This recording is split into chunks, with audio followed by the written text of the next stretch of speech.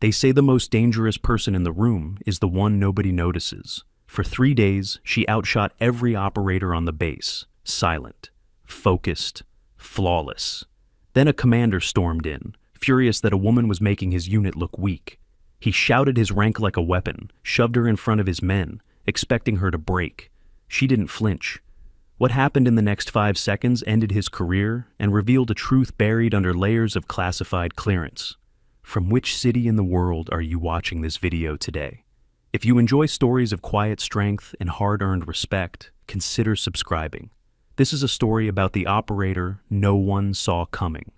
The sun had barely crested the horizon when the first rifle shot cracked across the range at Naval Special Warfare Training Facility Coronado. The sound was sharp and clean, cutting through the cool California morning like a blade through silk. Dozens of operators moved in synchronized formation across the firing line, their boots kicking up small clouds of dust that caught the early light. Brass casings tumbled through the air in slow arcs, glinting gold before they clattered onto the concrete. The smell of gunpowder hung thick in the air, mixing with salt from the nearby ocean. This was where the best of the best came to prove themselves, where every movement mattered and every shot told a story about the person pulling the trigger. Among the shooters stood a figure that most of the men barely noticed. She wore the same tactical fatigues as everyone else, the same dark boots, the same protective gear. But there was no name tape on her chest, no rank insignia on her collar, just a simple contractor identification badge clipped to her vest, the plastic catching light as she moved through the drill with mechanical precision. Her rifle came up smooth, settled against her shoulder like it had always belonged there, and when she fired, the target downrange absorbed the round exactly where it needed to go. Not close to center, not near the bullseye. Dead center, every single time. Lennox Cade had learned a long time ago that invisibility was its own kind of armor. In a world where everyone was trying to be seen, trying to prove they belonged, she had mastered the art of blending into the background until the moment it mattered. Her movements were efficient, stripped of any wasted motion or unnecessary flourish. She didn't adjust her stance for show. She didn't make a production of reloading. She simply did the work, completed each drill with the kind of quiet competence that came from doing something so many times that it stopped being a skill and became instinct. The other operators moved around her like water flowing around a stone. Some glanced her way occasionally, their expressions ranging from mild curiosity to casual dismissal. A woman on the advanced range was unusual, but not unheard of. Contractors came and went all the time. Civilian specialists brought in to fill gaps or provide specific expertise. Most assumed she was some kind of technical advisor, maybe a marksmanship coach or a program evaluator, someone who could shoot well enough to demonstrate techniques, but who would never be mistaken for someone who had actually been downrange, who had actually operated in the places where mistakes meant body bags and mission failure. They had no idea who she really was. That was exactly how it needed to be. From the observation tower overlooking the range, Master Chief Rourke tracked her through a pair of high-powered binoculars. He was a man who had spent 26 years in naval special warfare, who had trained thousands of operators and learned to read people the way some men read books. He knew what good shooting looked like. He knew what great shooting looked like. And what he was watching through those binoculars was something else entirely. It was the kind of shooting that came from muscle memory, so deeply ingrained it might as well be genetic, the kind that only appeared after someone had fired so many rounds under so many different conditions that their body knew what to do before their brain finished processing the situation. He lowered the binoculars and keyed his radio, his voice low and controlled. "Command, this is Rourke. Who cleared the civilian contractor for live fire advanced?" The radio crackled with static for a moment before a voice responded, flat and bureaucratic. "Command authorized it, Chief. That's all you need to know?" Rourke's jaw tightened. He had been running training programs long enough to know when he was being stonewalled, and he had learned to recognize the particular flavor of stonewalling that meant something classified was happening right under his nose. He glanced back down at the range, watching Lennox transition from standing to kneeling position with the kind of fluid grace that suggested she had done it 1,000 times under fire. Whatever she was, whoever she wasn't just some contractor brought in to observe training protocols or evaluate program effectiveness. The drill continued for another 40 minutes, moving through various scenarios and stress positions. Lennox participated in each one without speaking, without drawing attention to herself, without doing anything except executing every task with flawless precision. When the rangemaster called for a break, most of the operators headed toward the shade, pulling off helmets and gloves, laughing and talking, as the adrenaline slowly bled off. Lennox simply moved to a bench near the equipment shed, sat down, and began the methodical process of field stripping her rifle for cleaning. Her hands moved with practiced efficiency, each motion economical and purposeful. She didn't look up when a shadow fell across her workspace, didn't acknowledge the presence of the young SEAL who had stopped a few feet away, watching her work with barely concealed curiosity. Petty Officer Bridger had been with the teams for 6 years, had deployed 3 times, and considered himself a better-than-average shot. He had also just watched this woman outshoot him by a margin that made him question whether he actually knew anything about marksmanship at all. "You shoot well?" he said finally, the words coming out more like a question than a statement. Lennox didn't look up from her rifle. "Thank you. Where did you train?" "Various places." Bridger waited for her to elaborate. She didn't. After a moment of awkward silence, he tried again. "You contract for the Navy often?" "When needed." The conversation, if it could even be called that, died there. Bridger stood for another few seconds, clearly wanting to ask more questions, but unable to figure out how to get past the wall of polite distance she had erected. Finally, he nodded and walked away, heading toward where his teammates had gathered in the shade. Lennox watched him go from the corner of her eye, her expression unchanged, then returned her attention to her rifle. In the mess hall 2 hours later, the conversations were louder and less guarded. The SEALs ate with the kind of focused intensity that came from burning thousands of calories during training, their voices rising and falling in the familiar rhythms of military banter. War stories were swapped, jokes were made, and the pecking order of the unit expressed itself in 100 small ways through who sat where and who spoke when. Lennox sat alone at a corner table, eating quickly and efficiently, her attention seemingly focused entirely on her food. But she was listening. Always listening. "Did you see her groups this morning?" That was Bridger's voice, pitched low, but not quite low enough. He was sitting 2 tables over with 3 other operators, his back to her, but his words carrying clearly in the acoustics of the hall. "The contractor?" Another voice, slightly dismissive. "Yeah, I saw. She got lucky." "That wasn't luck, man. I've been shooting professionally for 6 years. I've never seen anyone put rounds that tight at 300 meters. Not in field conditions, not consistently.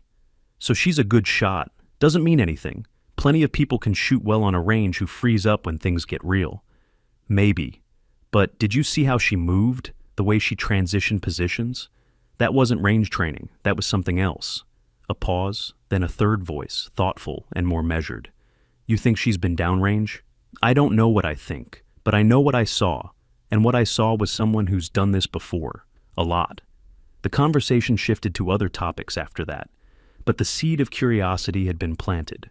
Lennox finished her meal, cleaned her tray, and left without acknowledging any of them.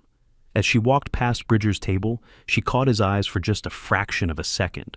Something passed between them in that brief moment, a kind of recognition that neither of them fully understood yet.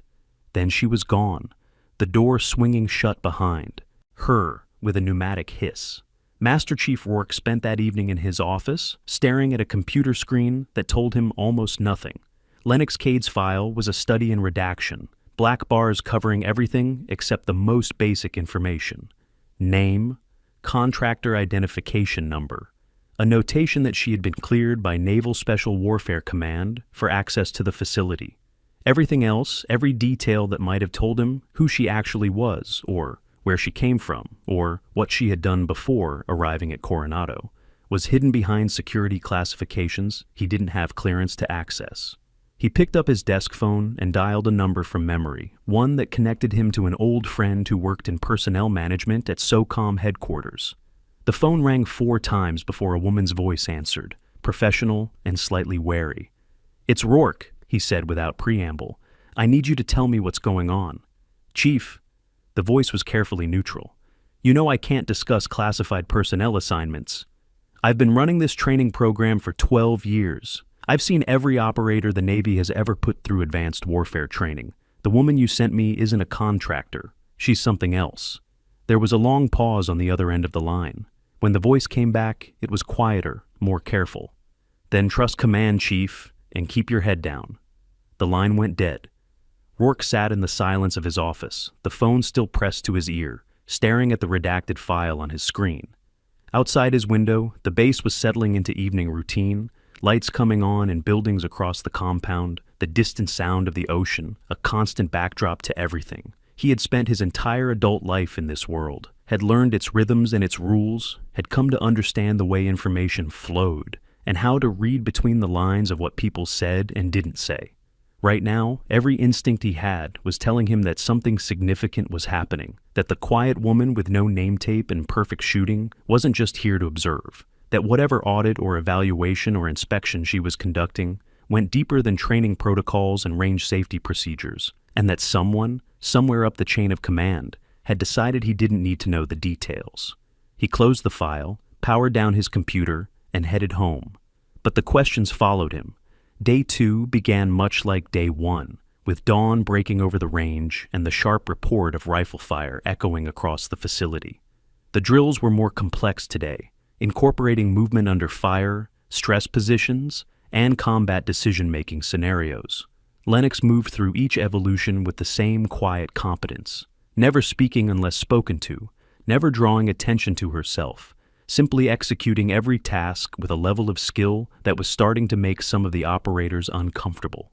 There was something unnerving about watching someone who never seemed to struggle, who never had to correct themselves or adjust their technique or show any sign of the learning curve that everyone else went through. It was like watching a recording of a perfect performance, flawless and somehow inhuman in its consistency. Some of the SEALs started giving her a wider berth, unconsciously avoiding the space she occupied, as if proximity to that level of competence might somehow highlight their own limitations. Others watched her more closely, trying to figure out what made her different. Bridger fell into this second category. During breaks, he found himself studying the small details of how she held her weapon, how she scanned her environment, the way her eyes never quite stopped moving even when she appeared to be at rest. These were habits that came from operating in genuinely dangerous places, from environments where letting your guard down for even a moment could be fatal. He had seen them before in operators who had spent serious time downrange, who had done the kind of work that left permanent marks on how you moved through the world. The question that kept circling through his mind was simple and troubling. If she had that kind of experience, why was she here as a contractor? Why wasn't she wearing a uniform? And why did her presence make Master Chief Rourke look like a man who had just been told something he wasn't allowed to share? By the afternoon of Day 3, the atmosphere on the base had shifted in subtle ways. Word had spread about the contractor who shot better than the instructors, who moved like someone with serious operational experience, whose file was apparently so classified that even the Master Chief couldn't access it. The rumor mill, that eternal feature of military life, had begun to generate theories. Some thought she was a former operator brought back for specialized consulting. Others suggested she might be from one of the intelligence agencies, CIA or DIA, conducting some kind of evaluation. A few whispered that she might be there to investigate something specific, though nobody could agree on what. The truth was that nobody really knew anything, and in the absence of facts, speculation flourished. But through it all, Lennox remained exactly what she appeared to be on the surface. A quiet professional doing her job, participating in drills, maintaining her equipment, and speaking only when necessary. If she was aware of the gossip swirling around her, she gave no indication. Her focus never wavered, her routine never changed, and her performance never slipped. The drills on Day 3 were the most demanding yet, incorporating close-quarters battle simulations, night navigation preparations, and a series of stress position exercises designed to test both physical endurance and mental resilience. The operators pushed themselves hard, competing with each other in the way that all high-performing units do, trying to prove who could last longest, who could maintain accuracy under fatigue, who could keep their head when every muscle in their body was screaming for rest. Lennox participated in all of it without complaint, without visible strain, and without ever falling below the highest standard of performance. When one of the instructors added extra weight to her ruck during a movement drill, she simply adjusted her gait and continued. When another increased the distance she needed to cover before engaging targets, she completed the course faster than anyone else. It wasn't that she was trying to show off or make a point. She was just doing the work the way it needed to be done, the way she had learned to do it through repetition and experience that none of them could see or measure. That was when Commander Harlan Vance arrived at the facility. The sound came first. Heavy boots on gravel, moving with the kind of purposeful cadence that announced authority and irritation in equal measure. Then the voice, loud enough to carry across the range even over the sound of ongoing drills. "What the hell is going on here?" The entire unit went still. Lennox was mid-reload, her hands automatically completing the motion, even as her attention shifted to assess the new variable in her environment. She knew that voice. Not personally, but she knew the type. It belonged to someone who had learned to use volume as a weapon, who had built a career on presence and intimidation and the weight of rank. Someone who expected compliance not because they had earned respect, but because the organizational chart said people had to give it to them. Commander Harlan Vance was everything his voice suggested. Tall, broad-shouldered, with a uniform so immaculate it looked like it had been pressed 5 minutes ago.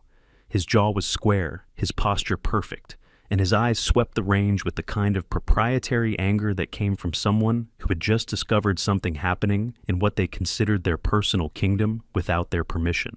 He was flanked by 2 junior officers who looked deeply uncomfortable, their expressions suggesting they would rather be literally anywhere else. Master Chief Rourke moved to intercept, his own posture shifting into something more formal as he approached the commander. "Sir, we're running the advanced live-fire course. Everything is proceeding according to schedule." Vance's eyes were still scanning the range, moving from operator to operator, taking inventory. When they landed on Lennox, they stopped, narrowed. His whole body seemed to tense in a way that suggested he had found the source of whatever had brought him here in such a fury. "Who authorized a civilian to run point on live fire?" His voice was flat now, controlled, which somehow made it worse than the shouting. This was anger that had been focused into something sharp and dangerous. Rourke kept his voice level, professional. "She's been cleared by command, sir. All proper authorizations are in place. I don't care if God himself signed the authorization." Vance was moving now, walking toward Lennox with long, deliberate strides. "This is my base. These are my men. And I want to know why nobody thought to inform me that we were running mixed-gender drills on the advanced course." The words hung in the air, their implications clear to everyone present. This wasn't about authorization or protocol or proper procedure. This was about ego and territory and the particular kind of outrage that some men felt when confronted with the idea that a woman might be capable of doing something they considered exclusively male domain. Lennox finished her reload, chambered around, and turned to face the target downrange. She had 3 seconds before the drill instructor called time on this evolution. She used all 3, raised her rifle, acquired the target, fired. The round punched through the center of the target at 300 meters, joining the tight cluster of holes that were already there. Perfect shot. She lowered her rifle, safed it, and only then turned to acknowledge Commander Vance. Their eyes met for the first time.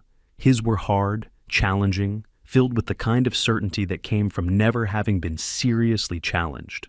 Hers were calm, measuring, showing nothing of what she was thinking. It was a look that had been honed through years of operating in places where showing emotion could get you killed, where your face had to remain a mask no matter what was happening around you or inside you. Vance stepped closer, deliberately invading her personal space in the way that people do when they're trying to intimidate. "You think you're impressive because you can shoot? I've got operators in this unit who have done more missions than you've had birthdays." Lennox said nothing. Her silence seemed to irritate him more than any response could have. "You know what I am?" Vance's voice rose slightly, playing to the audience of operators who were all watching now, the drill forgotten. "I'm a Navy SEAL."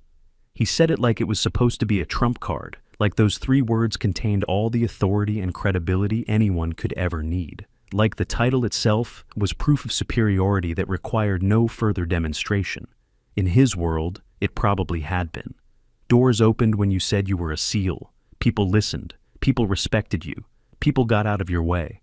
But Lennox's expression didn't change. If anything, it became more neutral, more distant, as if she had just reclassified him in her mind from a potential threat to a known quantity that required no further analysis. She had met men like him before, had worked with some of them, had watched some of them get people killed because they confused the weight of their reputation with actual competence. The silence stretched. Vance's face was starting to flush, his anger building because she wasn't responding the way he expected. She wasn't backing down, wasn't apologizing, wasn't showing any sign that his rank or his title or his physical presence had any effect on her whatsoever. Nothing to say. His voice dripped with contempt now. Figures. Women always freeze when things get real. Behind him, Bridger shifted uncomfortably. Several other operators exchanged glances, their expressions troubled. This was crossing lines that even the most old school among them recognized shouldn't be crossed. But nobody moved, nobody spoke. The weight of rank and hierarchy kept them frozen in place, witnesses to something that everyone knew was wrong, but that nobody felt empowered to stop. Master Chief Rourke took a step forward, his face carefully neutral, but his eyes sharp. "Sir, perhaps we should discuss this in a more appropriate setting." Vance ignored him. His attention was completely focused on Lennox now, and in that focus was something ugly and personal. He had come here angry about protocol violations and unauthorized personnel, but that anger had transformed into something else. Something about her stillness, her competence, her absolute refusal to be intimidated, had hit a nerve that turned professional irritation into personal offense. He stepped even closer, now less than 2 feet away, his voice dropping to something meant only for her. "You don't belong here. You're a distraction, a liability, and I'm going to make sure you're off this base by the end of the day." Lennox's jaw tightened. It was the first visible reaction she had shown, a tiny crack in the mask of professional neutrality. Her eyes flicked past Vance to where Master Chief Rourke stood, and for just a moment, something passed between them, a question asked and answered without words. Rourke gave the smallest shake of his head, a gesture so subtle that most people would have missed it. Not yet. Whatever this was, whatever was really happening here, it wasn't time to reveal it yet. Vance saw the glance and misinterpreted it completely. He thought it was fear, or maybe an appeal for help that wouldn't come. His confidence surged, feeding on what he perceived as weakness. This was familiar territory for him, the moment when opposition crumbled and his authority reasserted itself. He had done this dance 100 times with subordinates who stepped out of line, with people who needed to be reminded of their place in the hierarchy. He reached out, his hand moving toward her shoulder, in what he probably thought was a dismissive gesture, the kind of casual physical contact that men sometimes use to emphasize dominance. Not a punch or a real threat of violence, but something that lived in that gray area between acceptable and assault. Something designed to make her flinch, to make her step back, to make her show everyone watching that she knew she was beaten. His palm was inches from contact when Lennox spoke for the first time since he had arrived. Her voice was quiet, almost curious, as if she were asking a question about something that mildly interested her. "Don't." The word hung in the air like a blade suspended by a thread. Vance's hand kept moving. He either didn't hear her or didn't care. His palm connected with her shoulder, a pushing motion meant to make her take a step back. Everything stopped. The wind seemed to die. The sound of the range faded into background static. Every eye was locked on the two of them, on Commander Vance's hand resting on Lennox's shoulder, on her face which had gone absolutely still in a way that made some primitive part of the brain recognize danger, even when the conscious mind couldn't articulate why. Vance realized his mistake in the half-second before everything changed. He saw something shift in her eyes, a calculation being made at speeds his mind couldn't match. He tried to pull his hand back, but his body was already reacting too slowly, his reflexes dulled by years of pushing paper and attending meetings and not having to think about real physical threats because his rank protected him from consequences. Lennox moved. Her left hand came up in a blur of motion, trapped his wrist, and rotated it outward in a joint lock that sent signals of pain screaming up his arm before his brain even registered that she had touched him.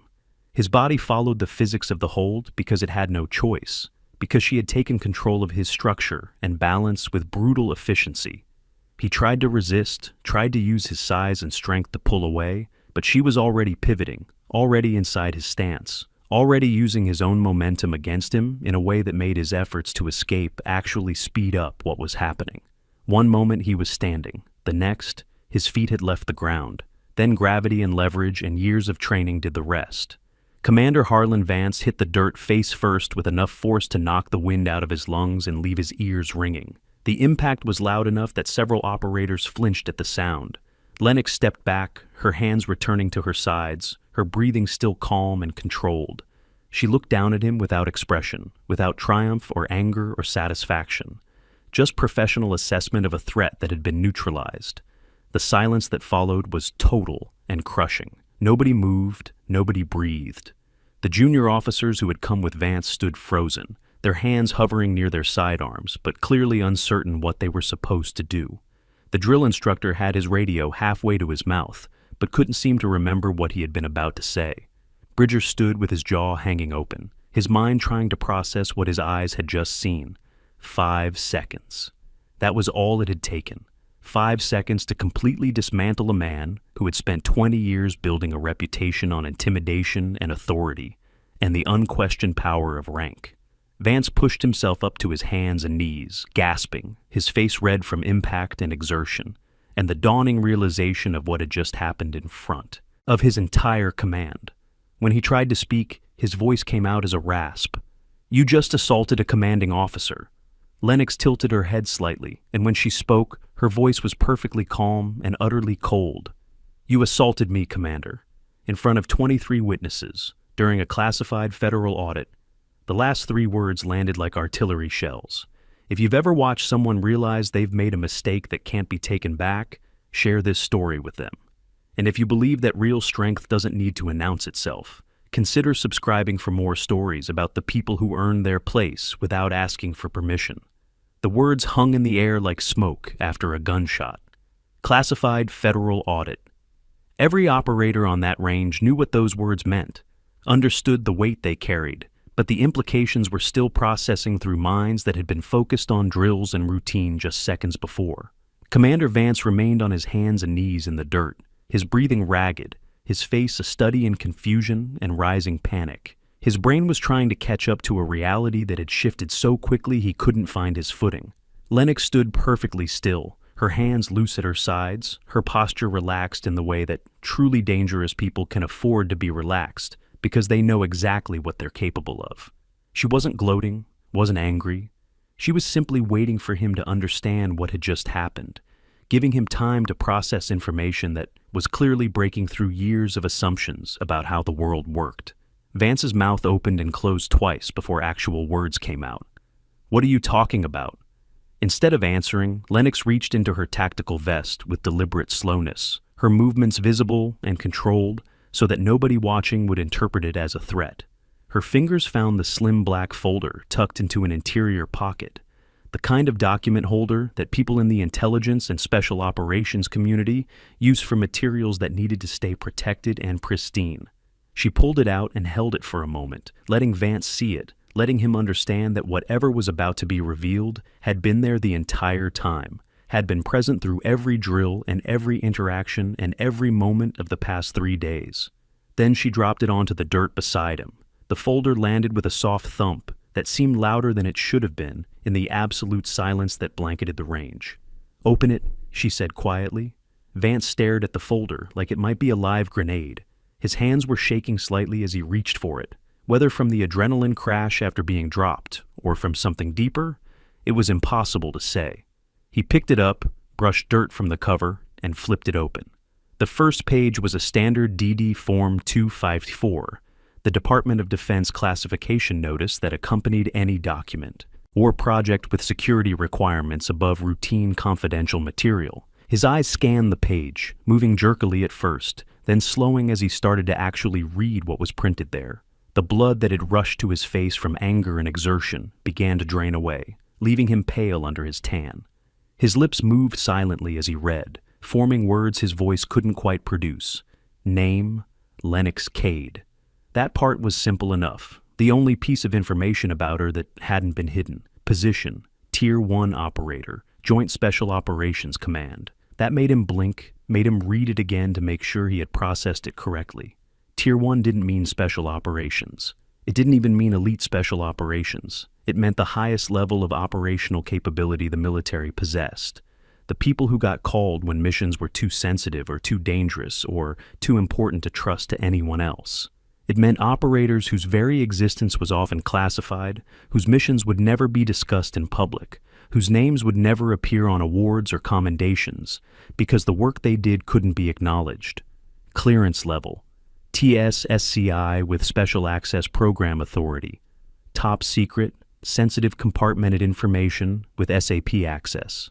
Each level of classification was progressively more restricted, each one representing information that could cause exceptionally grave damage to national security if disclosed.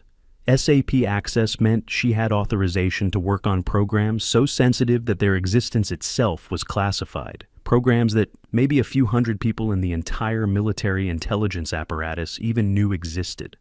Below that was a list. Operation names, each one followed by dates and classifications.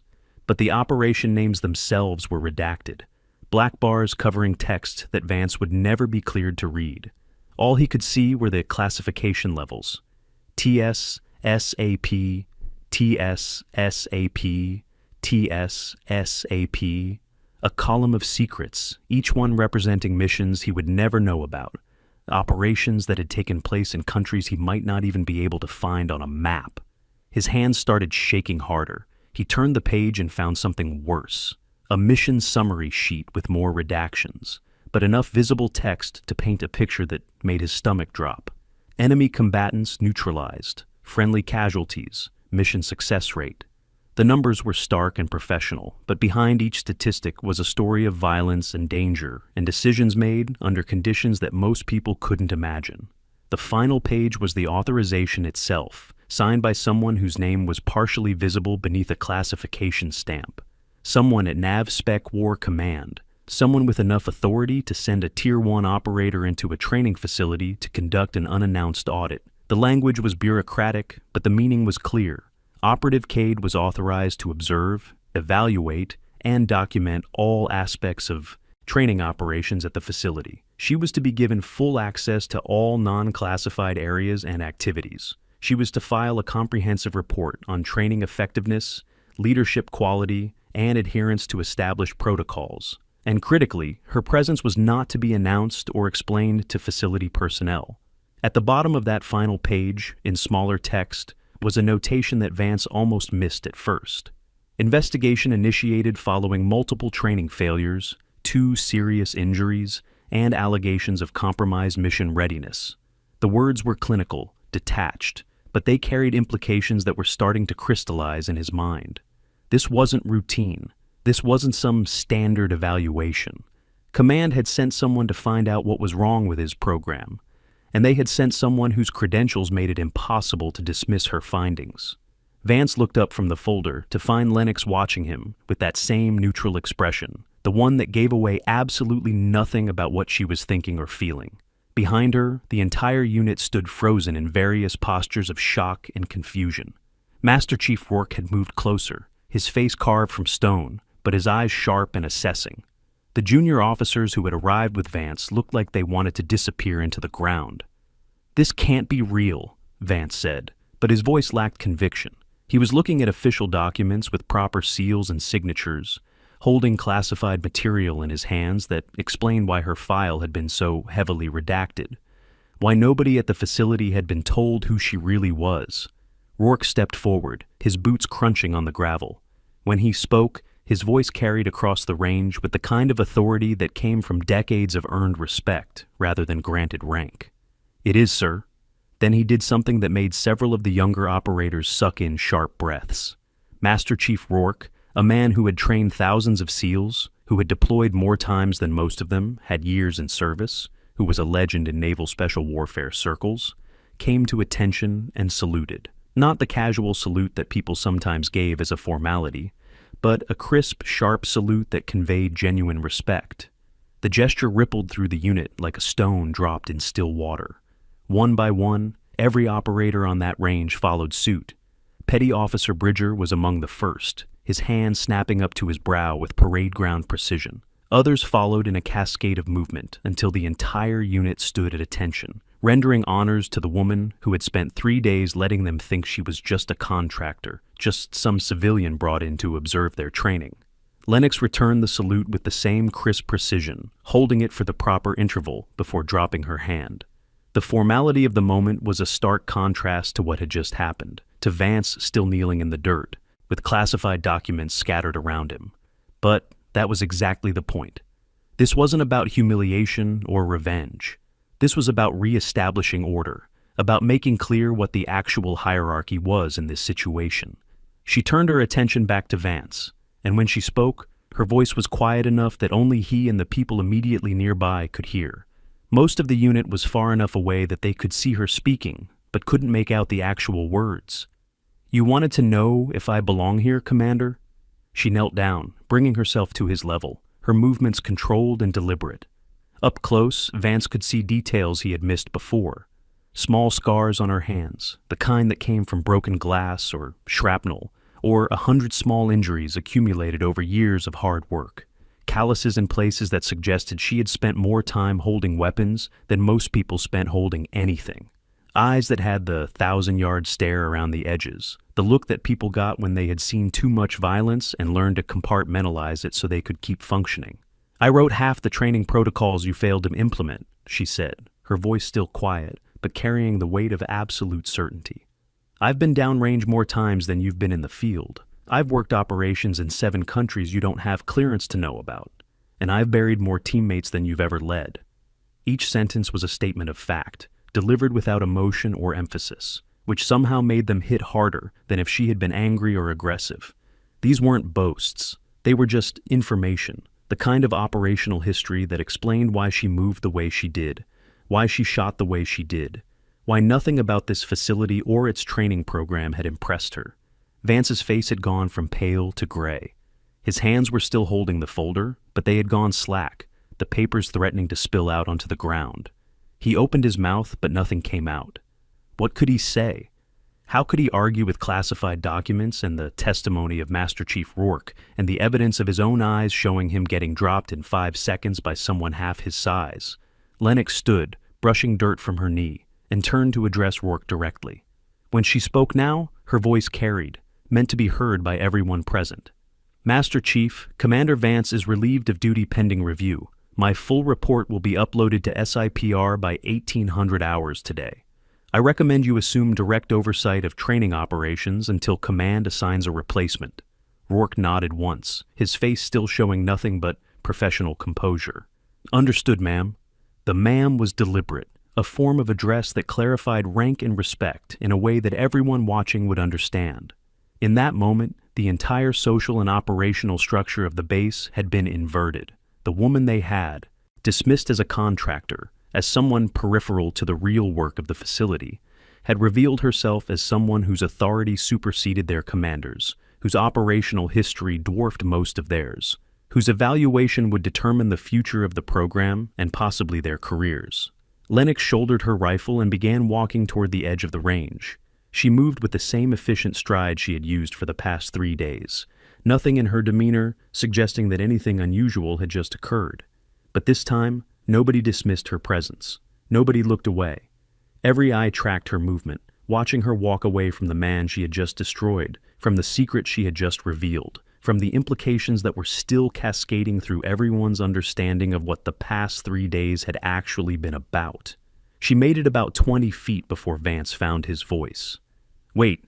Lennox stopped but didn't turn around, just stood there, waiting, her posture relaxed but somehow conveying that she was done with this conversation and was only pausing out of professional courtesy. Vance had managed to get to his feet, though he looked unsteady. The folder was still clutched in his hands like a lifeline. "You don't understand. I've dedicated my life to this program. 20 years of service. 3 generations of my family have been SEALs. This is all I have." Now Lennox did turn, pivoting smoothly to face him. Her expression hadn't changed, but there was something in her eyes that might have been pity. Not cruel pity, not satisfaction at his downfall, but the kind of sadness that came from watching someone realize too late that they had built their identity on a foundation that was never as solid as they thought. "Then you should have respected it enough to do it right," she said simply. The words were quiet, but they carried across the range in the silence. Then she turned again and continued walking. This time, nobody tried to stop her. The operators parted to let her through, and if some of them were staring with expressions of awe or confusion or dawning respect, she didn't acknowledge it. She just walked to the equipment shed, began the process of cleaning and storing her gear with the same methodical care she had shown all week, and let the chaos she had created sort itself out behind her. Master Chief Rourke moved to Vance's side, his face sympathetic but firm. "Sir, I need you to come with me. We should discuss this in private." Vance nodded mutely, looking like a man who had just watched his entire world collapse. The junior officers who had come with him carefully picked up the scattered pages from the folder, handling them like they might explode, their faces showing that they understood. They had just witnessed something that would be talked about in whispers for years. They fell in behind as Rourke led Vance away from the range, leaving the remaining operators standing in small groups, talking in low voices, trying to process what they had just seen. Bridger found himself next to one of the senior operators, a man named Torres who had been with the teams for 12 years and who Bridger had always considered completely unflappable. But even Torres looked shaken, his eyes distant like he was recalculating everything he thought he knew. "Did you know?" Bridger asked quietly. Torres shook his head. "Nobody knew. That was the point. She was here to see how we operated when we thought nobody was watching, when we thought she didn't matter." He paused, then added with something that sounded like reluctant admiration. "And we showed her exactly what she needed to see." The implication settled over Bridger like a weight. Every careless comment, every moment of sloppiness that they thought didn't matter because it was just training. Every time they had cut a corner or failed to follow protocol because the instructors weren't watching, or because it was easier to do it the wrong way. All of it had been observed and documented by someone whose operational experience made their credentials look like kindergarten art projects. "How many missions do you think she ran?" someone asked from the group nearby. Torres glanced toward the equipment shed where Lennox was methodically working, visible through the open door. "More than we can imagine. The kind of missions that never make it into official records. The kind that only a few dozen people in the entire government know happened." He was quiet for a moment, then added, "You saw how she moved. That wasn't someone who trained for combat. That was someone who lived it." The day ground forward with a surreal quality, normal training schedules colliding with the aftermath of what had happened on the range. Word spread through the facility with the speed that gossip always traveled in military communities, getting embellished and distorted with each retelling until Rourke had to send out an official message telling everyone to stay focused on their duties and stop speculating. But the speculation continued anyway, quieter now, confined to mess halls and barracks and private conversations. Lennox finished securing her equipment, filed her range report with the same attention to detail she had shown all week, and returned to the small office she had been assigned for the duration of her evaluation. The space was utilitarian, just a desk and a chair and a computer terminal connected to the classified network. She sat down and began the process of writing her formal report, her fingers moving across the keyboard with practiced speed. The document that took shape over the next several hours was comprehensive and damning. She detailed 47 specific violations of training protocols, ranging from minor oversights to serious safety failures that could have resulted in deaths. She documented a culture of complacency where experienced operators had begun to view training as a formality rather than essential preparation. She noted multiple instances where equipment maintenance had been deferred or performed incorrectly. She identified gaps in the evaluation process that allowed underperforming personnel to advance through the program. But the most devastating sections were the ones about leadership. She described in clinical detail how Commander Vance had prioritized his reputation over operational effectiveness, how he had surrounded himself with yes-men who wouldn't challenge his decisions, how he had created an environment where raising concerns about safety or effectiveness was seen as disloyalty. She documented the warning signs that had been ignored before the 2 serious training accidents that had initially triggered this investigation, and she included her personal observation from the past 3 days, the moment when Vance had physically assaulted a federal auditor in front of his entire command, demonstrating not just poor judgment, but a fundamental failure to maintain professional conduct under stress. The implications were clear. If he couldn't control himself during a training evaluation, how could he be trusted to lead men in actual combat where the stakes were infinitely higher? The report concluded with recommendations: immediate removal of Vance from command, comprehensive review of all training protocols, mandatory retraining for current instructors, installation of better oversight mechanisms to prevent similar degradation in the future, and a suggestion that Master Chief Rourke, who had maintained professional standards even when his commander had not, be considered for expanded leadership responsibilities. She finished typing, reviewed the document twice for accuracy and clarity, then uploaded it to the secure server with the appropriate classification markings and distribution list. The people who needed to see it would have access within the hour. The consequences would follow shortly after. It was nearly 7 in the evening when she finally leaned back in her chair, rolled her shoulders to release the tension that had built up during hours of focused work, and allowed herself a moment to simply sit in the quiet office. Through the window, she could see the base settling into evening routine, lights coming on across the compound, the last groups of operators heading toward the mess hall for dinner. A knock on the doorframe made her turn. Petty Officer Bridger stood there, still in his training gear, looking uncertain about whether he should have come. "Ma'am, do you have a moment?" Lennox gestured to the empty chair across from her desk. Bridger entered, closed the door behind him, and sat down with the careful posture of someone who wasn't entirely sure what he was walking into. For a long moment, neither of them spoke. Then Bridger said, "I wanted to apologize." Lennox tilted her head slightly, curious. "For what?" "For not seeing it. For not recognizing what you were. For assuming you were just a contractor who got lucky." He paused, clearly struggling with something. "For not saying anything when Vance was out of line. I knew it was wrong. We all did, but nobody moved." "You're not responsible for his actions," Lennox said quietly. "Maybe not. But we're responsible for ours. We just stood there. We let it happen." The statement hung in the air between them, heavy with implications about complicity and courage and the ways that good people could become part of bad systems through inaction. Lennox studied him for a moment, seeing in his face a genuine struggle with difficult questions. That was good. That meant he was thinking about it, processing it, learning from it. "You want to know what I saw this week?" she asked. Bridger nodded. "I saw a unit with tremendous potential being held back by poor leadership. I saw operators who could be exceptional if they were pushed to meet higher standards. I saw people who wanted to do the right thing, but who had been conditioned to stay quiet because making waves was punished." She leaned forward slightly. "That's going to change. Command is going to implement reforms. You're going to get better training, better oversight, and leaders who actually lead instead of just managing their careers. Because of your report, because of what I documented. I didn't create these problems. I just made them impossible to ignore." Bridger was quiet for a moment, then asked the question that had clearly been bothering him all day. "How many missions have you run?" Lennox allowed herself the smallest hint of a smile, though there was no humor in it.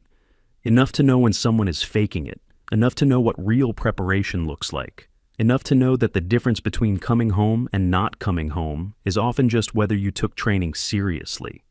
"Can I ask where you've been? What operations?" "No." The word was gentle but absolute. Bridger nodded, accepting it. He had been around classified operations long enough to understand that some questions didn't get answers, that some parts of people's histories stayed locked away in secure databases that even the people asking didn't have clearance to access. He stood to leave, then paused at the door. "For what it's worth, I'm glad Command sent you. I think we needed this, even if it's hard to see right now." After he left, Lennox sat in the quiet office for a while longer, watching darkness settle over the base. She thought about the men she had trained with this week, about their potential and their limitations and their willingness to be better if someone demanded it of them. She thought about Vance, whose career was effectively over, whose identity had been built on a foundation that had finally cracked under examination. She didn't take pleasure in it, but she didn't regret it either. This was the work, finding the problems, documenting them, forcing systems to confront their failures so they could be fixed. Her phone buzzed with an encrypted message from SOCOM, headquarters. Report received. Command conference scheduled for 0800 tomorrow. Stand by for further tasking. The same clinical language that had defined her operational life for years, reducing complex human situations to tasks and schedules and mission parameters. She stood, gathered her things, and headed toward her temporary quarters. Tomorrow there would be meetings and questions, and the bureaucratic machinery of the military working through the implications of her report. But tonight, the work was done. The truth had been documented, and whether anyone thanked her for it or not, the system would be a little bit better because she had been here. The next morning brought a change in atmosphere across the entire facility. Word had spread about the report, about the 47 violations, about the recommendations that would reshape how training was conducted. Some people were angry, feeling like their competence had been questioned. Others were relieved, glad that problems they had noticed but felt powerless to address were finally being taken seriously.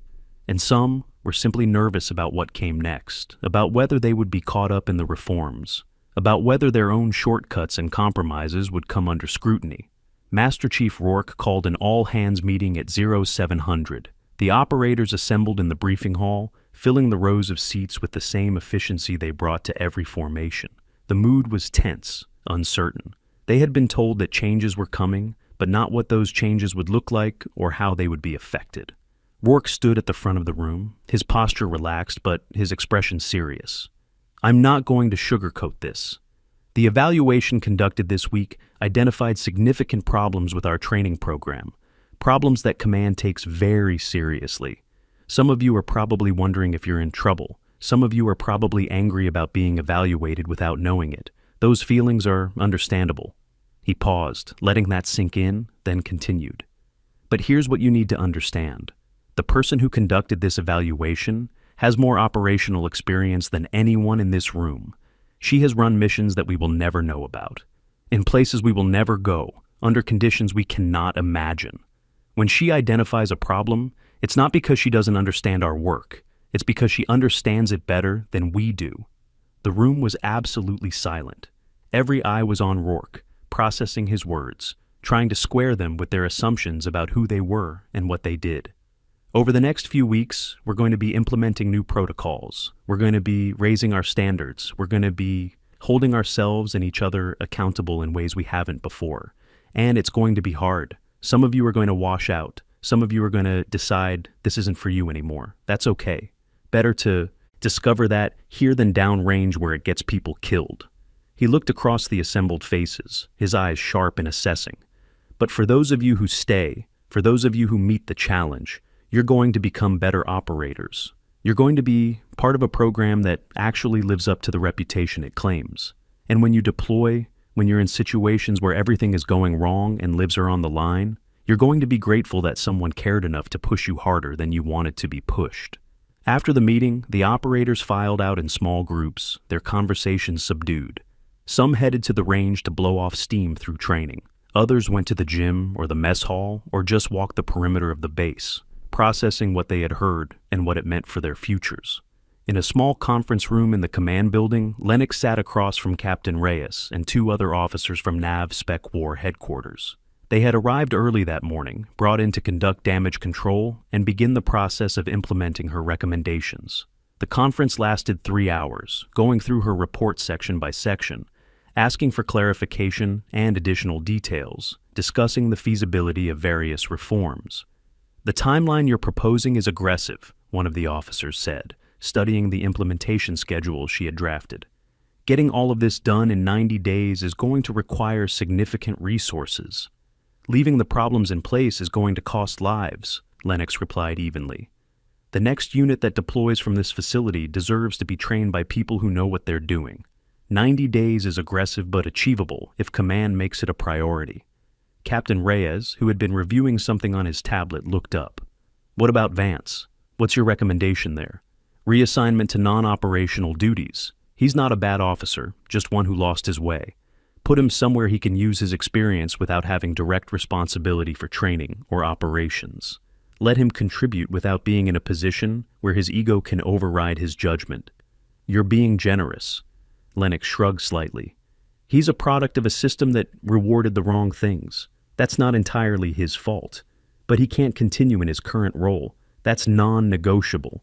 The officers exchanged glances, a silent communication that Lennox had learned to read during years of working in bureaucratic environments. They were measuring risk in optics and political consequences, trying to figure out how to implement her recommendations without creating too much disruption or attracting too much attention from people higher up the chain of command who might start asking uncomfortable questions. Finally, Reyes nodded. "All right, we'll move forward with your plan. Vance will be reassigned by the end of the week. Master Chief Rourke will take over as interim commanding officer and will allocate the resources necessary to implement the training reforms on your timeline. He paused, then added, "Good work, Operative Cade. This wasn't an easy assignment." Lennox stood, preparing to leave, when one of the other officers spoke up. "Can I ask you something, off the record?" She waited. "When Vance put his hands on you, you could have just stepped back, filed a report, let the system handle it. Why take him down like that?" The question hung in the air. Lennox considered it for a moment, thinking about how to explain something that operated more on instinct than conscious decision. Because sometimes the system needs a shock to actually pay attention. A report about a commander with poor judgment is one thing. A report about a commander who assaulted a federal auditor and got dropped in 5 seconds is something else. It makes the problem impossible to downplay or ignore. The officer nodded slowly, understanding dawning in his expression. "You staged it." "I documented it," Lennox corrected. "He made the choice. I just made sure the consequences were immediate and visible." She left the conference room and headed toward the parking area where her vehicle waited. Her official duties at the facility were complete. The report was filed, the recommendations were being implemented, and command would handle everything from here. She had other assignments waiting, other problems to investigate, other systems that needed someone to look at them with fresh eyes and document what needed to change. But before she left the base, she made one final stop at the range. It was empty this time of day. Most of the operators in briefings are conducting equipment maintenance or engaged in other parts of the training schedule. She walked to the firing line and stood there for a moment, looking downrange at the targets that bore the marks of countless rounds, thinking about the men who would train here in the coming months and years. Footsteps behind her announced someone's approach. She turned to find Master Chief Rourke walking toward her, his face thoughtful. "Heading out?" he asked. "Reports filed. No reason to stay. For what it's worth, I appreciate what you did here. It wasn't easy, and I know some people are going to be angry about it for a while. They'll get over it, or they won't. Either way, the program will be better." Rourke was quiet for a moment, then said, "I looked into your file after yesterday, or tried to. Even with my clearance, there's almost nothing there. Just mission designations that are all redacted and a list of commendations I can't actually read. That's how it works. Can you tell me anything, just so I have some context for who you really are?" Lennox considered the question. Protocol said she shouldn't share classified information, but there were ways to convey truth without revealing specifics, ways to help people understand without giving them details they didn't need to know. "I've been doing this kind of work for 11 years, she said finally. "Started as a sniper, got recruited for more specialized operations, spent most of my career in places that don't officially exist, doing things that never officially happened. I've lost count of how many missions. I've lost teammates. And I've learned that the difference between success and failure usually comes down to whether people took preparation seriously. That's why you're so hard on training standards. That's why I care about them, because I've seen what happens when standards slip. I've had to write letters to families explaining why their sons or daughters aren't coming home. And too many times, the real reason was that someone somewhere cut a corner, decided something wasn't important enough to do. Right? Let standards slide because it was easier or cheaper or more convenient." She turned back to look at the range. "This place trains people who are going to go into situations where everything can go wrong in seconds, where one mistake can cascade into catastrophe. They deserve instructors who understand that. They deserve leaders who won't let them slide by with good enough." Rourke nodded slowly. "I'll make sure they get that. You have my word. I know, that's why I recommended you for the position." She started to walk away, then paused and looked back. "One more thing, Chief. That young petty officer, Bridger. Keep an eye on him. He's got potential if someone pushes him the right way." "I will." Lennox walked to her vehicle, threw her gear in the back, and drove off the base without looking back. Behind her, the facility continued its routines, but with a new awareness humming underneath everything. The operators who had watched her walk away from Commander Vance in the dirt would carry that image with them for years, would remember the moment when someone who never needed to announce her credentials proved them in a way that couldn't be dismissed or forgotten. In his new temporary office, Master Chief Rourke sat down and began the long process of rebuilding a training program that had been coasting on reputation instead of results. He pulled up Lennox's report and read it again, this time with the authority to actually implement changes, to hold people accountable, to transform recommendations into reality. And in a gray office at NavSpec War headquarters, Lennox's report landed on desks that would analyze it, debate it, and ultimately use it as a template for reforms across multiple training facilities. Because the problems she had identified at Coronado weren't unique. They were systemic, reflections of a larger culture that had grown complacent, that had started to believe its own mythology without doing the hard work to live up to it. 3 days after Lennox left the facility, Petty Officer Bridger was conducting a routine equipment check when he noticed something tucked into his locker. A small notebook, the kind that operators sometimes carried to jot down lessons, learned, or important details during training. He picked it up, confused because he hadn't put it there and didn't recognize it. Inside the front cover was a single sentence in precise handwriting. "The only easy day was yesterday. Make sure tomorrow is harder." He flipped through the pages and found them filled with notes, shooting techniques, movement patterns, ways to improve accuracy under stress. Small details about stance and breathing and trigger control that he had never quite figured out on his own. And at the very back, a list of recommendations for further training, specific skills he should develop, weaknesses in his technique that needed attention. It was a roadmap, a guide written by someone who had noticed his potential and decided to give him the tools to develop it, even though she would never be around to see whether he used them. Bridger sat down on the bench in front of his locker, holding the notebook, feeling the weight of what it represented. Around him, the base continued its evolution. New protocols were being implemented, training schedules were being revised, instructors were being retrained, and slowly, sometimes painfully, the culture was beginning to shift towards something that valued substance over appearance, competence over credentials, preparation over performance. The changes would take time, some operators would resist, some would never fully buy into the new standards, but enough would embrace them, would rise to meet the challenge, would become the kind of professionals that missions required and teammates deserved. And somewhere else, already working on her next assignment, Lennox Cade received a brief message from Master Chief Rourke. 2 words. "Thank you." She read it once, filed it away, and returned her attention to the classified briefing documents for her next evaluation. There were always more problems to investigate, more systems to audit, more places where standards had slipped, and someone needed to document it before people died. This was the work. Unglamorous, often thankless, sometimes dangerous in ways that had nothing to do with enemy fire. But it mattered, and that was enough. If you've ever had to stand alone to do what was right, even when it cost you something, this story honors that choice. And if you believe that accountability isn't about punishment, but about caring enough to demand better, consider subscribing to hear more stories about the people who hold the line. 3 weeks had passed since Commander Harlan Vance left Naval Special Warfare Training Facility Coronado. 3 weeks since Lennox Cade had walked off the range after dismantling both a man and the system that had protected him. 3 weeks since Master Chief Rourke had taken control of a training program that needed to be torn down and rebuilt from its foundation. The changes had come swiftly, decisively, in ways that made some operators grateful and others resentful. But whether they welcomed it or resisted it, everyone on base understood that something fundamental had shifted. Vance sat in a sterile office at Naval Base San Diego, surrounded by filing cabinets and computer terminals and the quiet hum of administrative work that would define the rest of his career. His new position carried the title Special Programs Coordinator, which sounded important until you understood that it meant reviewing budget reports and tracking equipment requisitions, and doing the kind of paperwork that kept large organizations functioning, but that nobody would ever write stories about. He wore civilian clothes now, had traded his immaculate uniform for slacks and a polo shirt, with the Navy emblem embroidered on the chest. The transformation from field commander to office worker was complete.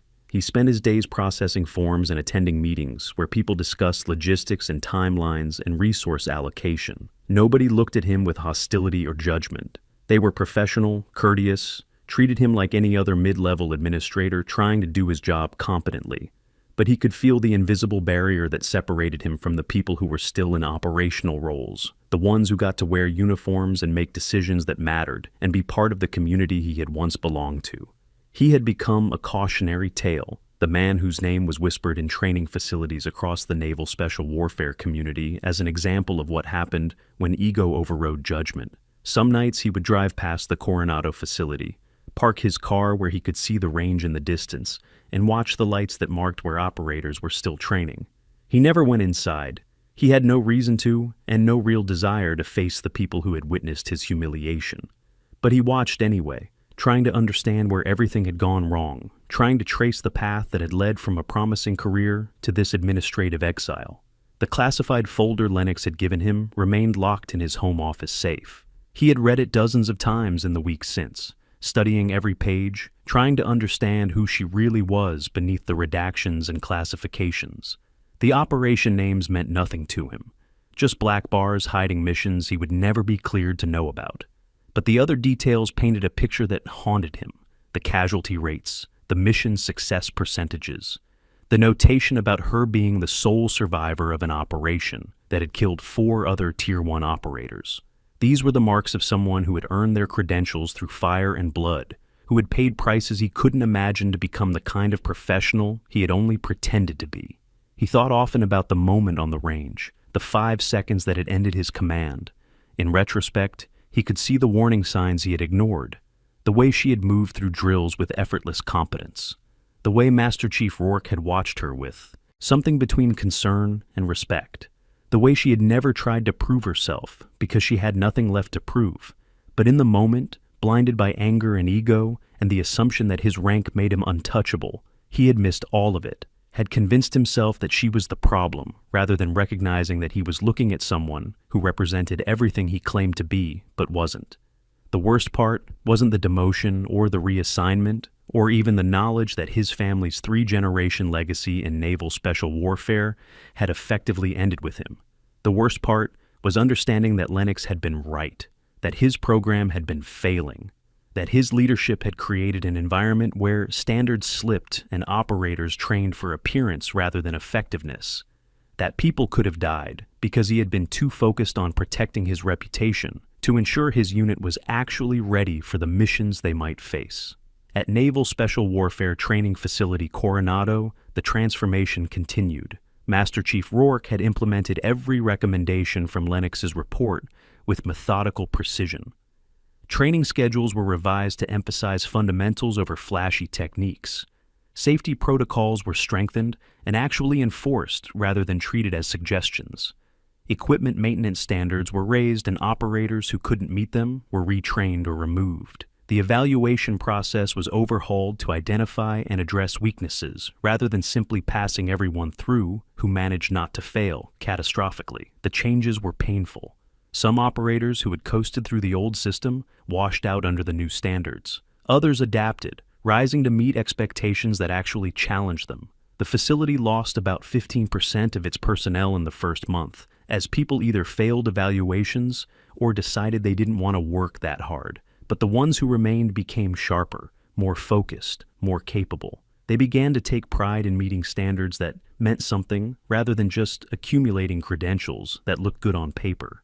Petty Officer Bridger had become one of Rourke's success stories. The notebook Lennox had left him had become his constant companion, its pages worn from repeated study. He had worked through every technique she had documented, had addressed every weakness she had identified, had pushed himself to meet standards that went beyond what the official training program required. His shooting had improved dramatically. His movement had become more efficient. His decision-making under stress had sharpened to the point where instructors were using him as an example for newer operators. Rourke had noticed. 6 weeks after Lennox left, he called Bridger into his office and offered him a position as a junior instructor, helping to train the next generation of operators using the new protocols. It wasn't a glamorous role, didn't come with the prestige of deployment or the excitement of active operations.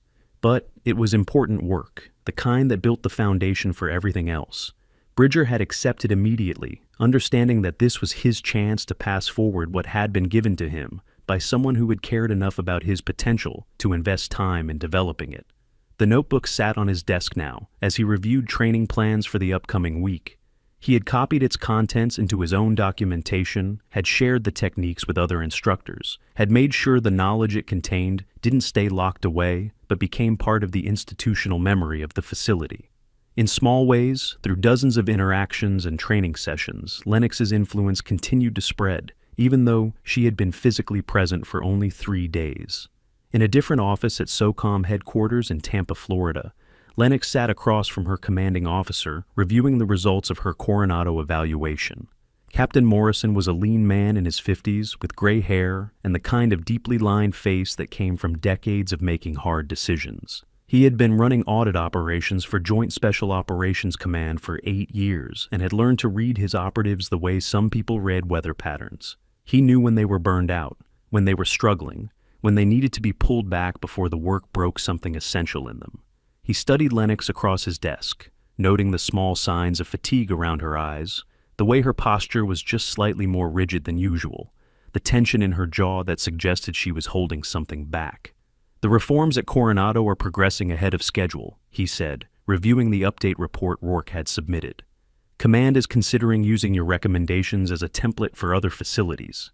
"Good," Lennox replied simply. "Captain Reyes mentioned that you could have handled the Vance situation differently, that you chose to make it very public and very dramatic, when you could have documented his behavior and let the system process it quietly. Would that have worked?" Morrison leaned back in his chair, considering. "Probably not as well. The shock value of what happened forced command to take immediate action.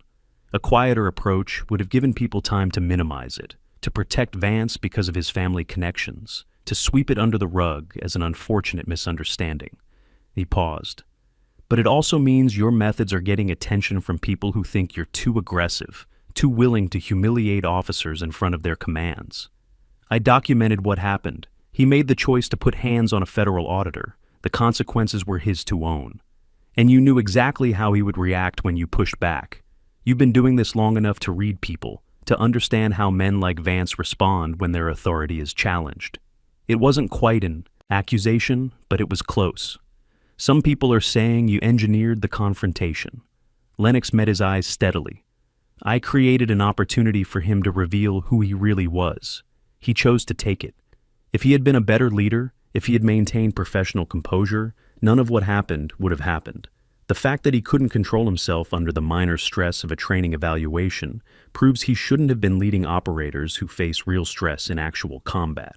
Morrison nodded slowly, accepting the logic even if he had reservations about the methods. "Fair enough, but you need to understand that this approach makes enemies, people in the system who feel threatened by what you represent, who worry that you might come for them next, who would be happy to see you fail or get reassigned to something less influential. I understand. Do you care?" Lennox was quiet for a moment, thinking about the question beneath the question. Did she care about her reputation, about making allies, about playing the political games that determine who advanced and who got stuck in dead-end positions? She had spent 11 years in this work, had conducted evaluations at 17 different facilities, had documented problems that resulted in dozens of officers being disciplined or removed. She had made more enemies than friends, had sacrificed career advancement for the sake of actually doing the job correctly, had chosen effectiveness over popularity every single time. "No," she said finally. "I care about making sure the people who deploy are actually ready. I care about preventing failures that get teammates killed. I care about holding systems accountable when they stop working. Whether people like me or not is irrelevant." Morrison allowed himself a small smile. "That's what I thought you'd say. It's also why you're still doing this instead of sitting behind a desk somewhere writing policy papers." He closed the folder in front of him. "I have another assignment for you. Different facility, different problems, same kind of work. You interested?" "Always." "Good. You leave in 2 weeks. Use the time to rest. You look like you need it." Lennox left the building and drove to a small apartment she maintained near the base, one of several living spaces she kept in different locations, because her assignments rarely kept her in one place for long. The space was sparse, furnished with only essentials, because she had learned long ago not to accumulate possessions that would be difficult to move, or that might create attachments to any particular location. A bed, a desk, a small kitchen that she rarely used. Everything else was packed away in a storage unit or carried with her in the 2 duffel bags that contained her entire mobile life. She sat on the bed and allowed herself to simply exist for a moment without purpose or mission or evaluation criteria. The work was necessary, but it was also exhausting in ways that had nothing to do with physical exertion. Every assignment meant immersing herself in a new environment, learning new dynamics, observing failures, and documenting them in ways that would destroy careers and force systemic changes. It meant carrying the weight of other people's mistakes, of seeing patterns of negligence and incompetence, and having to translate them into official reports that would be read by people who often didn't want to hear what needed to be said. Sometimes she wondered what her life would have looked like if she had stayed a sniper, if she had remained in the simpler world of direct action, where success was measured in completed missions and neutralized threats. But she knew that world had been taken from her the day her team had been ambushed during an operation that was supposed to be routine. 4 teammates dead in less than a minute because someone at command had failed to properly analyze intelligence, had sent them into a situation where the enemy knew they were coming and had prepared accordingly. She had survived through a combination of skill and luck, had fought her way out of a kill zone that should have claimed her too. The investigation afterward had revealed layers of failure. Intelligence analysts who had ignored warning signs because acknowledging them would have delayed the operation. Officers who had approved the mission despite concerns from people on the ground because they were under pressure to show results. A system that rewarded action over caution, that celebrated aggressive timelines over thorough preparation. And when the investigation concluded, when people had been quietly reassigned and new protocols had been written, nothing fundamental had changed because the culture that produced those failures remained intact. That was when she had accepted the offer to join the audit program, to become someone who could force systems to confront their failures before they got more people killed. It wasn't the same as being operational, didn't carry the same sense of immediate purpose or tangible results, but it mattered in ways that ran deeper than individual missions.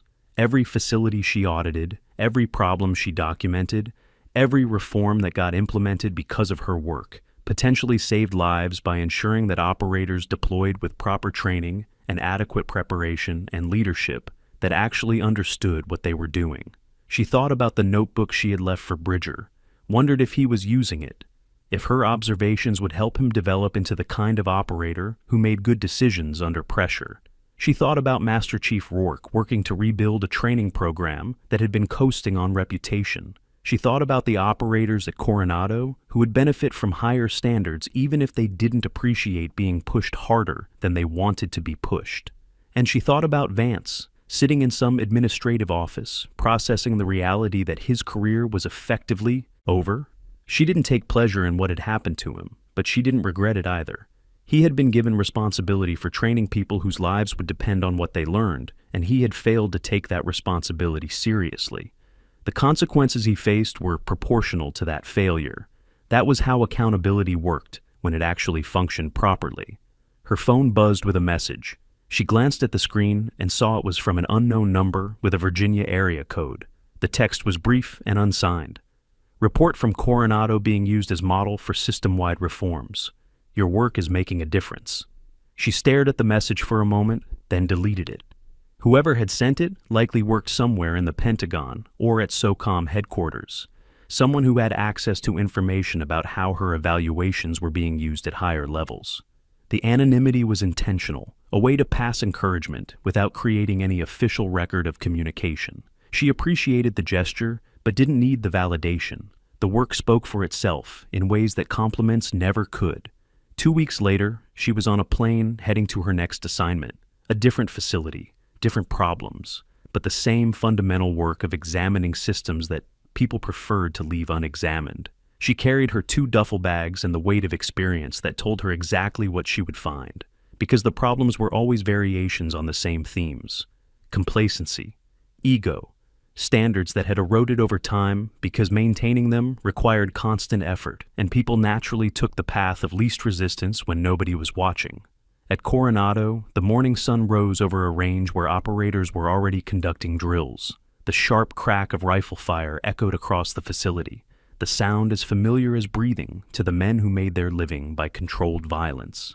But now the drills were harder, the standards were higher, and the operators who participated knew they were being held accountable in ways that actually meant something. Petty Officer Bridger stood at the firing line, coaching a younger operator through a shooting sequence. His voice was patient but firm, correcting small errors before they became ingrained habits, pushing for precision because he understood that good enough wasn't good enough when lives were on the line. The young operator listened, adjusted his stance, tried again. Better. Still not perfect, but better. In his pocket, Bridger carried a worn notebook filled with handwriting that wasn't his own. He had memorized most of its contents by now, but he still carried it anyway, a reminder of someone who had cared enough about his potential to invest time in developing it. He had never asked her why she did it, why she had taken the time to document techniques and observations specifically for him when she owed him nothing and would never see whether he used them. But he thought he understood. She had seen potential and had given him the tools to realize it, because that was what professionals did when they encountered people who were willing to work.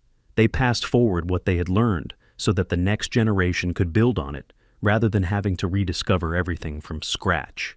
Master Chief Rourke watched from the observation tower, the same position he had occupied the morning Lennox had first arrived at the facility. He thought about that week sometimes, about how she had moved through the program with quiet competence while he had watched and wondered and ultimately understood too late what was really happening. He had learned from it, had gained a deeper appreciation for the ways that problems could hide in plain sight when everyone was conditioned not to notice them. Now, he watched his facility with eyes that looked for those hidden failures, that questioned assumptions, that refused to accept performance that looked impressive but lacked substance. The reforms had been difficult, but they had worked. His operators were better trained now, more capable, more prepared for the realities they would face when they deployed. Some had washed out, unable or unwilling to meet the new standards, but the ones who remained had earned their place in ways that meant something beyond just managing not to fail. They had proven they could perform under pressure, could maintain standards even when it was hard, could be trusted with the responsibility of protecting teammates and completing missions. The facility had been visited twice by senior officers from NAV Spec War Command in the past month, both times conducting assessments to determine whether the Coronado model could be implemented elsewhere.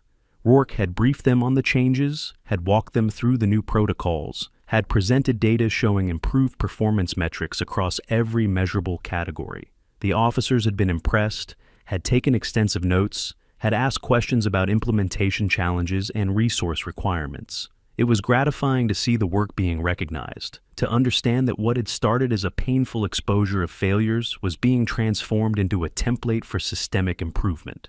But Rourke's satisfaction came less from the official recognition than from watching his operators function at levels they hadn't reached before, from seeing young SEALs develop competence that would serve them throughout their careers, from knowing that the people who deployed from his facility were actually ready for what they would face, that he was sending them out with skills and preparation that maximized their chances of coming home alive.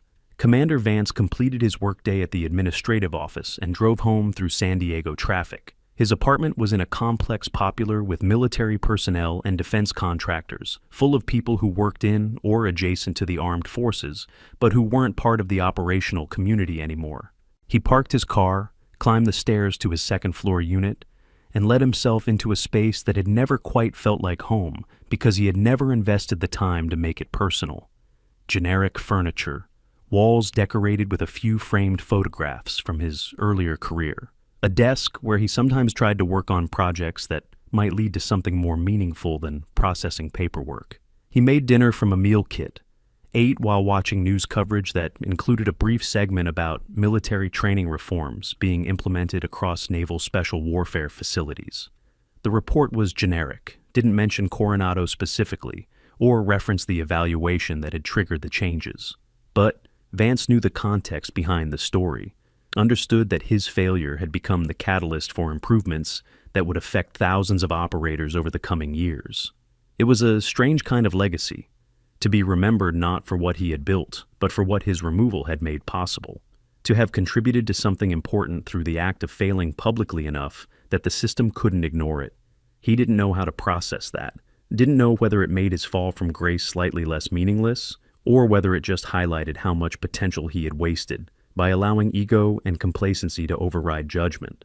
Some nights, he thought about reaching out to Lennox, about trying to explain or apologize or ask questions that might help him understand where he had gone wrong. But he had no way to contact her, didn't know where she was or what she was doing, couldn't imagine what he would say, even if he could reach her. "Sorry, I tried to intimidate you, seemed inadequate given the magnitude of his failure. Thank you for exposing problems I should have fixed myself." Felt pathetic. So, he said nothing, just carried the weight of understanding that he had been given enormous responsibility and had squandered it through carelessness and pride. His phone rang. He answered to find his father on the other end, a retired SEAL who had spent 30 years in naval special warfare, and who had taken the news of his son's reassignment with a stoic silence that was somehow worse than anger would have been. "Just calling to check in," his father said, the words careful and neutral. "I'm fine. Work is fine. Everything is fine." A pause. Then his father said something he had never said before. "You know, son, failing doesn't make you a failure. It just means you have to figure out how to do better next time." Vance felt something crack inside his chest, some defensive wall that had been holding back emotions he hadn't wanted to acknowledge. "I don't know if there's going to be a next time, not for anything that matters." "Then you make it matter. Whatever you're doing now, you do it right. You learn from what happened. You become someone who actually earned their place instead of someone who inherited expectations." His father's voice was gentle, but firm. "The Vance name got you opportunities you might not have deserved. What you do with what's left is up to you."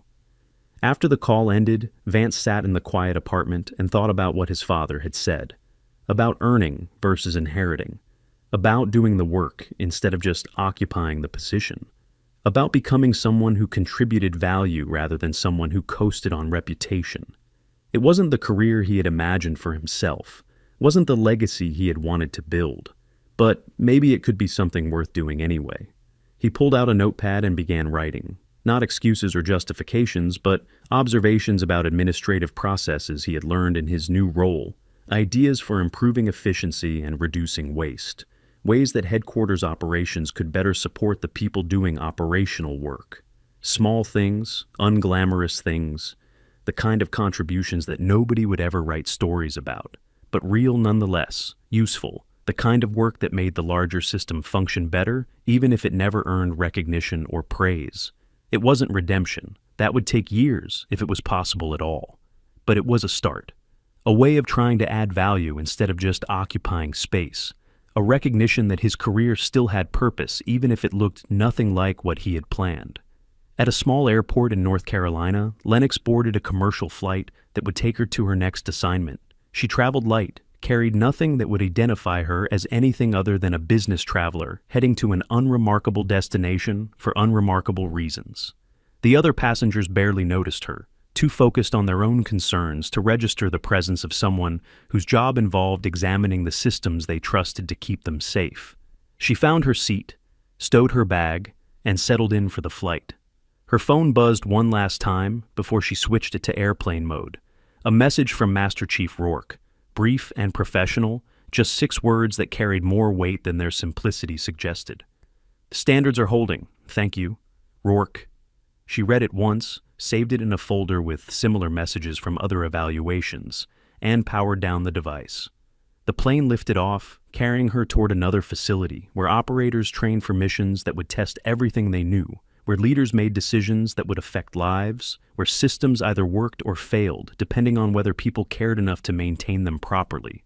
The work would continue. There would always be another facility to evaluate, another set of problems to document, another system that needed someone to force it to confront its failures. It was exhausting and often thankless, and occasionally dangerous in ways that had nothing to do with physical threats. But it mattered, and as long as it mattered, she would keep doing it. Below her, the country spread out in a patchwork of cities and farmland and wilderness. Millions of people going about their lives without thinking about the invisible infrastructure that protected them. They didn't know about places like Coronado or the operators who trained there, or the audits that ensured those operators were actually prepared for what they would face. They didn't need to know. They just needed the system to work so they could sleep safely and trust that someone was maintaining the standards that kept danger at a distance. That was what the work was really about. Not recognition or credit or personal satisfaction. Just the quiet assurance that somewhere, someone was paying attention to details that mattered, was refusing to let standards slip, was holding the line between competence and catastrophe. It was unglamorous work performed by unglamorous people who understood that real strength didn't need to announce itself, That genuine capability spoke through actions rather than credentials, that the highest form of service was often invisible to the people it protected. Lennox closed her eyes and let herself rest for the first time in weeks. The evaluation at Coronado was complete, its effects rippling outward through systems and reforms and operators who would carry lessons forward into their careers. She had done what needed to be done, had documented what needed to be documented, had forced accountability where it was required. Whether anyone thanked her for it or even remembered her name was irrelevant. The work spoke for itself in the form of better trained operators and higher standards and systems that functioned a little more effectively than they had before. At Coronado, the sun set over the range where operators were securing equipment after another day of intense training. The brass casings had been collected, the targets had been replaced, the weapons had been cleaned and stored according to protocols that were actually being followed now. The facility settled into evening routine, with the quiet efficiency of a well-run operation, each person doing their part to maintain standards that served purposes larger than any individual. Petty Officer Bridger walked to his car, tired but satisfied with the day's work. He had helped 3 younger operators improve their shooting, had identified a safety issue before it became a problem, had maintained the standards he had been taught by someone who had cared enough to teach them properly. The notebook was still in his pocket, its pages worn from constant reference, its lessons becoming part of his instinctive understanding of how to do the work correctly. He thought about the woman who had left it for him, wondered where she was now, what problems she was investigating, whether she ever thought about the facility she had transformed through 3 days of quiet observation and 1 moment of public confrontation. He hoped she knew that her work had mattered, that the changes she had forced into existence were holding, that operators were becoming better, professionals because she had refused to accept good enough as sufficient. Above the facility, stars began to appear as darkness settled over the base, the same stars that had witnessed countless training cycles, that had looked down on generations of operators preparing for missions that would test everything they were. The cycles would continue, the training would persist, the facility would prepare new operators year after year. But now, because someone had cared enough to demand better, those operators would be more prepared, more capable, more worthy of the confidence their teammates placed in them. In an administrative office in San Diego, Commander Vance turned off his desk lamp and prepared to leave for the day. His notepad contained 3 pages of observations about process improvements, small ideas that might make headquarters operations slightly more efficient. It wasn't saving lives or leading missions or doing any of the things he had once thought defined worthwhile service. But it was honest work, done with attention to detail, contributing something real to the larger system. That would have to be enough. At SOCOM headquarters in Tampa, Captain Morrison reviewed the latest reports from ongoing evaluations at 7 different facilities. Each one documented problems and proposed reforms. Each one represented the work of operatives who functioned in the shadows of the operational community, but whose impact shaped everything that came after. He made notes, flagged items for command attention, ensured that the documentation would reach people who had authority to implement changes. The work was unglamorous but essential, the kind of service that never made headlines but that formed the foundation for everything else. He had been doing it long enough to understand its value, to appreciate the people who took on evaluations, knowing they would make enemies and sacrifice career advancement, but would contribute something important that wouldn't exist without them. People like Lennox Cade, who had chosen substance over recognition every time the choice presented itself. In a plane somewhere over America, Lennox slept with the exhausted peace that came from having done difficult work well. She would wake in a few hours, would arrive at her next assignment, would begin the process of observing and documenting and forcing another system to confront its failures. The cycle would repeat as it always did, as it would continue to do for as long as she could maintain the focus and energy required to do it properly. But for now, in this moment, she simply rested, carried forward by engines and physics and the collective effort of thousands of people who maintained systems that most passengers never thought about. Trusting that the plane would reach its destination because somewhere, people were maintaining standards and following protocols and doing their work correctly even when nobody was watching. That was the real lesson of what had happened at Coronado, not the dramatic moment when a commander had been dropped in the dirt, though that would be the story people told. The real lesson was quieter, less cinematic, harder to capture in a narrative that felt satisfying.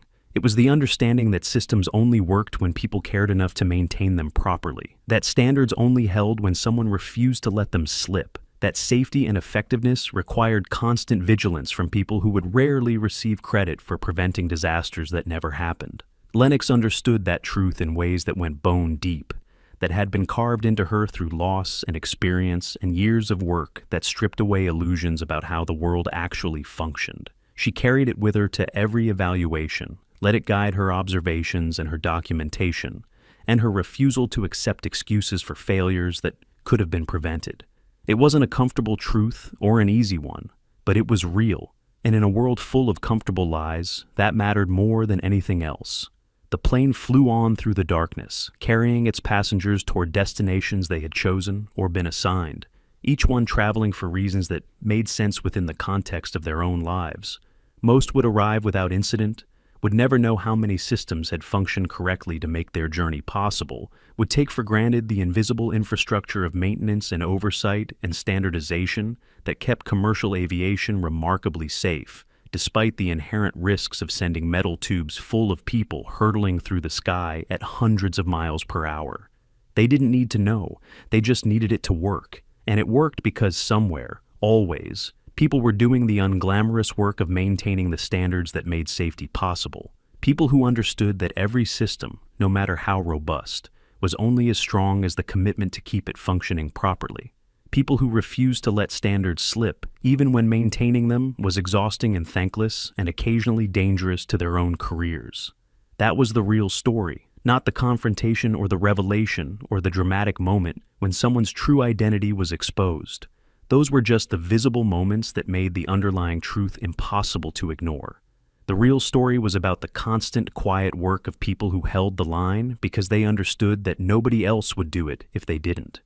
Who measured success not in recognition or advancement, but in systems that worked and standards that held and disasters that never happened because someone cared enough to prevent them. And if you've ever done work that mattered without receiving credit, if you've ever maintained standards that others wanted to ignore, if you've ever held the line because you knew someone had to, even if nobody would thank you for it, then this story is for you. Consider subscribing to hear more about the people who serve in ways that go unrecognized, but that make everything else possible. The people who prove that real strength doesn't need to announce itself, that genuine capability speaks through actions, and that the highest form of service is often invisible to those it protects.